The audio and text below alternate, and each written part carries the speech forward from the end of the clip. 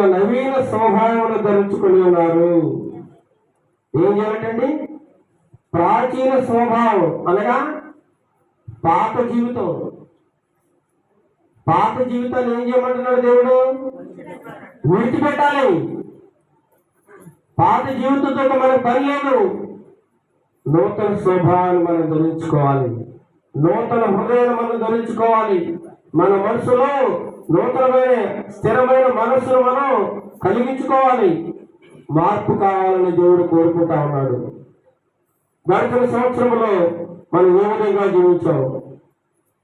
ఉదయం లేచి ప్రార్థన చేస్తున్నామా లేదా? వాక్యం చదువుతున్నామా లేదా?